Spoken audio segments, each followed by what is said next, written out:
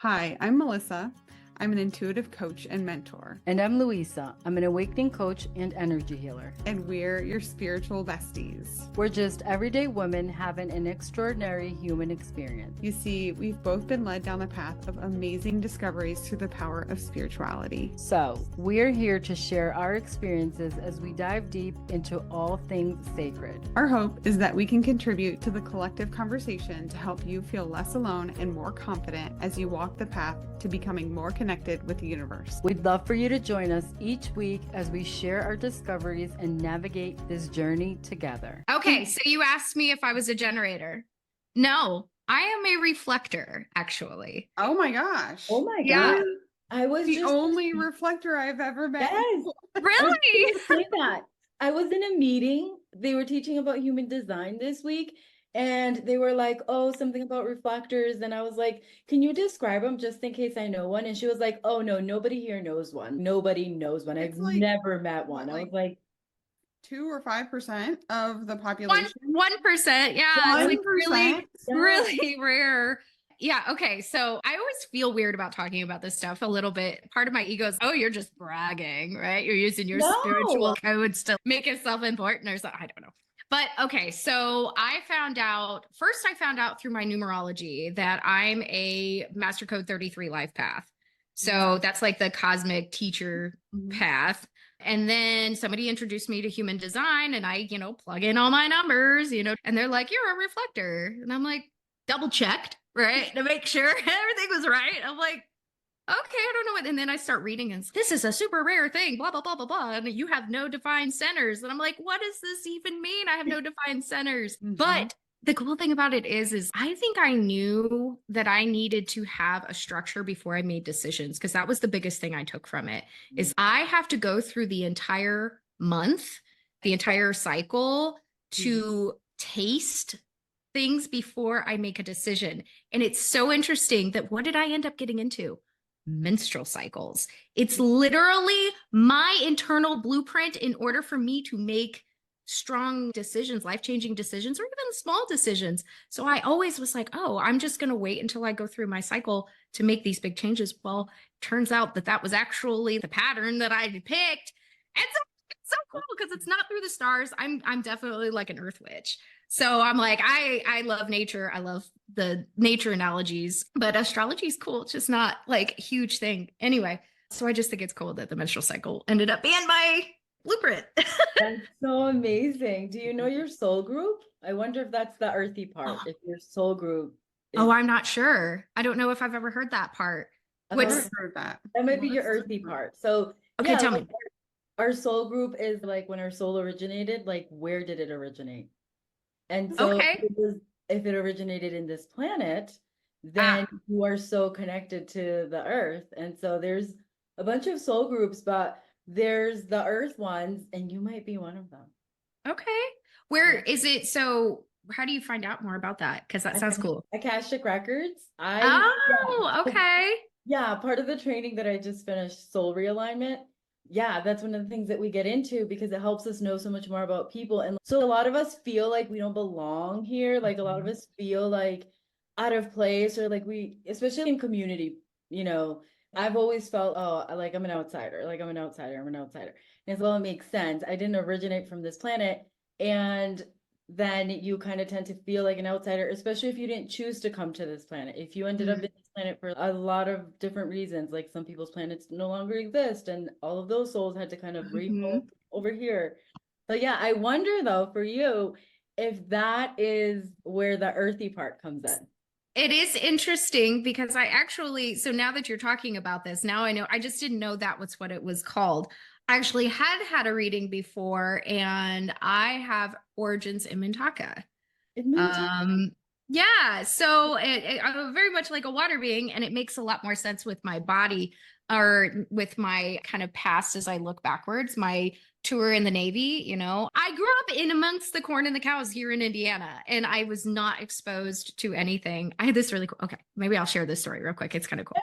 So I was 8 years old and I was swinging on a swing, so this was like back in the early 90s, like Little Mermaid had just freaking come out in 92. So I was about that. I was like 8. And I remember something when that movie came out, it lit me up. So many people got excited about so many little girls, but I remember on the swing, I was swinging on the swing one time by myself. And I remember looking up into the sky every time I came up. And I remember just picturing myself growing wings and a tail and swimming/flying up into the sky. It was just like this really cool thing. And I never let go of that. I was gonna grow up and be a marine biologist. I was always drawing orca whales. When Free Willy came out, I about died and watched that movie every day. And then I just couldn't get away from the water. And so I ended up joining the Navy. And so when people ask me, why did you join the Navy instead of any other branches? And I said, I needed to be by the water. I don't know why, I just did. And so it was actually in 2021, my sister had a spontaneous spiritual awakening. And she calls me one day and she's, so I need to tell you something. And I was like, okay, what? She's, so I know where you're from. I was like, okay. And she's, so there's this, thing with Orion, and, one of the star systems in its belt is Mintaka. And it's like a land of the mermaids. It's a water planet. And I was like, stop. I've painted it before. I've seen it in my dreams. I've had so many dreams of me flying over the ocean. Like, so it wasn't just like a mermaid. It was like a mermaid with wings. And it was like, I don't know. Anyway, there's so much more to it than that. It's just, it's cool. But yeah, I would love to know more about stuff like that because I think it's interesting. So where are you from? I don't know where I'm from yet. You don't know? Okay. I don't. I am actually, because I just finished my training and I'm still doing practice clients. And they recommend you do as many practice clients as possible before you do your own. It's harder to be subjective when it's like you think you know yourself, Right. Yeah, I don't know. I have a pretty good inclination, but I don't know. That's so cool. We are so excited to announce that we have created a brand new Sacred Shift Besties meditation and journaling starter kit, and we're giving it to you absolutely free. It includes a guided meditation for inner peace created by yours truly, as well as a beautiful printable journal loaded with prompts to spark self-reflection and gratitude. And you can download it right now by clicking the link in the show notes. Enjoy. Melissa, what is your kind of spiritual flavors? What is it that you love? I know you're kind of getting into this stuff. What is really lighting you up right now? Honestly, I feel like I'm all over the place with it. You're like a kid in a candy store. Yeah, I truly, I'm like, just, I don't know, I love human design, obviously. And I feel like I go on spurts where I will just learn about that for weeks at a time, learn everything I possibly can. Yeah.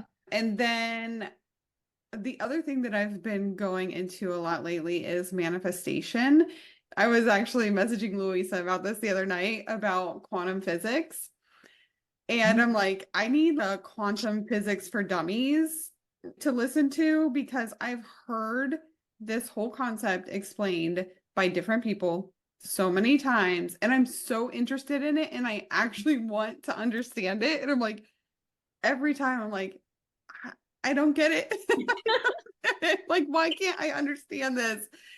I don't know. Part of me is, do the people who are explaining it even understand it? I don't know. I feel like it's just not quite something that I can grasp yet. So I've been super interested. So if you know of any quantum physics for dummies that I did find I think there's a book about it, but it didn't have very good reviews. So I'm like, well, sounds like maybe it didn't quite work. Maybe they didn't quite dumb it down enough. Didn't quite go. I think quantum physics is so incredibly amazing. And I have always kind of seen this bridge between science and spirituality. And I really think it exists within quantum because all the things we think we know about science and about how the world works, literally chuck them out the window when you start watching or learning things about quantum. It's also so interesting because, like I was telling Louisa too, we've had lots of severe weather. I mean, you have too. And so there's all this severe weather coming through and all of these meteorologists talking about the energy in the atmosphere that these storms pick up. And that's basically how they gain their strength. And so they're like, here's how it picks up this energy, it gains its strength. And then, we're seeing this and we know that these conditions are favorable for that, but they still don't have, they know that this happens, right? They know, they've seen it, but they can't quite tell you exactly how that works, right? So they're like, it's clearly this, we aren't sure, that we don't have a way to like measure that, but we know that when it goes through this type of environment, it picks up this energy. Clearly, science has some idea that there's this energy in the atmosphere that is all around us, and it's impacting different things. And so it's just funny because it's okay, clearly there's this knowledge of it, that it exists, but we can't measure it, we can't tell you exactly how it works. And so I totally agree that there is this intersection of science and spirituality that I think is a lot more important than we even understand at this point. I had this interesting thought while you were saying that. I was like, what if it's like Ghostbusters 2, right? Remember in Ghostbusters 2 when there was the goo, it was the pink goo that was like picking up all the energy. Oh my gosh. It was like picking up all the negative energy of New York City, and it was like gaining all this power, and it ended up taking over the city and making things turn into monsters and stuff like that. But it's like, what if weather is also picking up on our energy, picking up on negative energy, like when it goes through places, or just like really strong emotions? This is a really interesting thing. I'm going to have to go sit and think about that now, because I think that's cool. No, I actually think about it that way. That's the way that I actually think of it, is when I think about the collective and when I think about what's going on right now, and when I think about like why we need to all make this shift and the importance of all of us kind of changing and coming into the new earth, I think about it that way. I think about it as it's in the air. And I mean, I've never watched Ghostbusters, but when you were explaining that, it just made so much sense, because that's the way that I've always thought of it. It's in the air, and then each one of us is like the little particles that quantum physics explains that I don't fully understand, but we're all the little tiny particles, and we all need to make the change for it to have the massive effect. It's like be that the tipping point. Yeah. Yeah. Well, so the interesting thing, I'm telling you, Ghostbusters 2, it's the second one. If you guys watch that movie, you will totally understand what I'm talking about, because they actually end up beating the bad guy in the end, because they shifted their energy into good energy. They coated they coat the entire Statue of Liberty with this pink goo, and then they blast really happy music into it, and it comes to life, and it gets everybody excited, and everybody turns to like love and joy and happiness, and everybody's partying in the streets, and it literally gives energy to this goo, because the goo itself is like neutral, right? It's neither positive nor negative. So if you throw anger at it, it reacts in the anger. It like absorbs the anger energy. But if you throw happiness and joy at it, it's even more powerful. It's even more intense, because it just literally is able to take it. Seriously, you got to go watch it, because then you could sit and watch it and be like, that's what's happening. That's what's happening. We have been feeding it the negative energy all this time, and now we're trying to fill it with the joy and the happy. And that's, I mean, it sounds like the movie has the premise of what's happening right now. My daughter loves Ghostbusters, so we watch it all the time. So she's got a Ghostbusters kick. So, but I love getting to see movies and see these analogies, because it happens for me an awful lot. When I first started going through my awakening, I was watching My Little Pony, and I was like, oh shit, that's it. That's like what's happening right now with duality and the whole thing with like Luna. I mean, Princess Celestia. I mean, it was a whole thing. Seriously. Oh, yeah. I know. I do know My Little Pony. I know all those characters. Like that I do. The whole duality between Luna and Celestia, and basically Celestia had to take over because Luna went too far, and then they end up getting stronger because they came back together. Melissa mentioned to me, which I still haven't watched, was Wish, right? Yeah, Wish. Wish. I haven't watched it yet. Yes, I think I told you. I'm pretty sure I told you both about it. I was like, you have to watch this. Yes. Because literally it's the entire movie. Like it's the whole thing is basically she uses the energy of the star to beat the villain. And it's just the entire concept of the movie. Even from the very beginning, it's this king who takes everyone's biggest wish from them, because having the burden of it on the people and having them get this disappointment because they don't ever fulfill or realize this biggest wish. So he takes it from them so that they don't remember it anymore. And so she's trying to get back everybody's wishes because she realizes, no, that's what like gives people their spark. That's what gives That's people their life. Yeah. Yeah. And It's so yeah, the whole thing wow. is Okay. just Okay. I like, you definitely am watch gonna have it. to watch it. Definitely have to go watch it. Well, Yeah. isn't that true though? Find that, and you know, kind of all of us, this is kind of the common thread in all of our businesses and our life work here is bringing this spark. I call it a creative life force. But it's this spark inside of women that I feel like we have forgotten our power, our innate creativity, our sexual energy, our beautiful dreams and desires. And it's like almost all of them have been washed away or hidden deep down inside, and we can't find them anymore. And so it's like, this is how we start making those shifts, is we start radiating our own when we remember ours. I know I remember mine now, and I've made it my mission. I'm like, I want to bring that out into the world so that other people are like, wait, I have it too. It's inside me. And she's speaking up. She's shining her light. Oh, maybe I can too. And that's how we make changes. That's how the world changes, is one spark, one torch, one light at a time. And there's going to be that tipping point, like you were talking about, Louisa, that tipping point. Yeah, we might not be able to change the entire world right now, but I don't want to contribute to all of the crazy chaos and things like that. What I can do is show up as my highest self every single day, be intentional, and live my life on purpose. Do the things that I'm doing with the purpose of being the most creative, the most expressive, the most, you know, fun and exciting and blissful person that I am, because that is me at my Yeah, core. and I also feel like it shows the rest of us that when you're in alignment with yourself, when you are just truly yourself, then you get to receive that light, more and more of that light. Look at you, right? You get to receive more of that vital force energy that fuels you, and it fuels you to the true you. And like you said, what that does is it allows the other people to be like, oh, look at what that does to her. Look at what it does to her, being herself. And then it starts to question. I know what happens to me every time I leave my apartment now. People literally look at me and are like, why doesn't she notice anything or anyone else outside of herself? I'm just so focused on loving myself and being myself and just whatever makes me happy, that I think people have a really hard time being like, why? And why are we all noticing her? Like, why are we? Because I'm walking in my light. Like, I'm walking in my light. I'm walking in my purpose. And I think that's hard to come across. We don't all come across people on a regular basis who are like walking in their light and in their purpose, you know?